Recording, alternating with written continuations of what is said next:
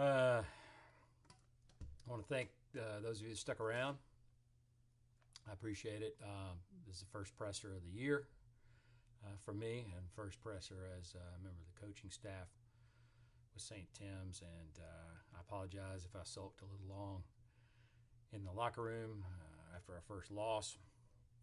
I imagine those of your colleagues that aren't here probably at the Applebee's happy hour off 127, and you'll be there joining them pretty soon, because I'm not going to keep you very long because this is the first presser year. Going to handle the off-season stuff. But first, I just want to say I am proud of this team, or as proud as a coach can be of a team that's 1-1. But there are two things you're going to hear me say over and over this season. First of all, this is a very young team. It's a very young team. Average age out there, probably 41, 42 years old. And in this league, youth is not always an advantage. Some of these guys, we worked hard in the offseason to try to rebuild this team. We needed to rebuild this team. It was necessary to rebuild this team. And we went out and got the guys. We got some guys that really look like ball players. Craig's a big old boy. John's a big old boy. Drew looks like a seventh grade girl that grew a beard, but he can play a little, and that'll be fun too. We'll see where it goes with these guys, but it takes a while to get used to the lack of speed of this game.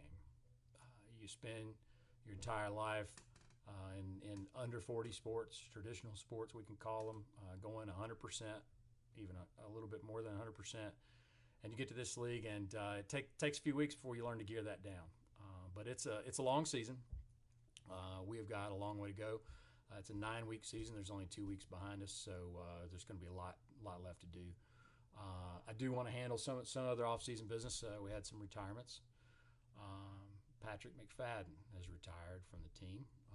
Pat was, perennial left fielder, left center fielder. Hustled and got a lot of balls out there. He could hit opposite direction. He was weapon on the base paths. He always had a team first attitude. I mean, players like Pat don't come along all that often. And we also lost Kevin Green. And look, I know how it must look. Kevin was coach last year. Mark and I are coaching this year. We have no ill feelings towards Kevin. He tried to do a lot for this team, and Kevin has a pool. That's for a coach of a men's over 40 team to have a pool is a big deal. But I just want to put it like this: for 15 years, this team carried its bats in an old, stinky, musty Army surplus bag that smelled like a New Orleans whorehouse in August. And now we carry our bats in an actual bat bag. And I just want to leave it at that. There's some things that need to happen on the field, and we're going to try out a lot of things. I'll say it again, young team, long season. Several more weeks to go. We're going to be clawing, and it's going to take a while for these guys to get used to conditions. The infield looks great this year. The outfield is like alligator teeth, and it just eats those balls up. It takes a long time to get used to that if you're used to playing traditional sports. But this is men's over 40 church league slow pitch softball, and it is what it is. At the end of the day, you've got to perform at about 60% of the level that you did, as a young man, and 70% or 50% is not going to do it. It takes a while to dial that in. But I've got high hopes for the team this year. Mark and I are coaching them up, and the only thing that matters to us is getting our best 10 players in the field and our best 14 players in the batting lineup.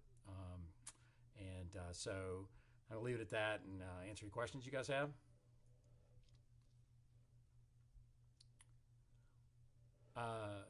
No, I don't believe the team is cursed. Cursed. It's a silly question, and I don't want to give you a silly answer, but we still hold the Gallagher Cup, and we plan to hold it at the end of this season too. No, there has not been any dissent among the players or the coaching staff. That's ridiculous as well. I don't even know what you'd be referring to. There are a couple of our players that spend some time with other teams, and I'm not going to throw Brandon or anybody else under the bus, but let's just, I'll talk to the team again, keep team business on the team, and we're going to do the best we can with that. So with that, I'm going to close up shop here, and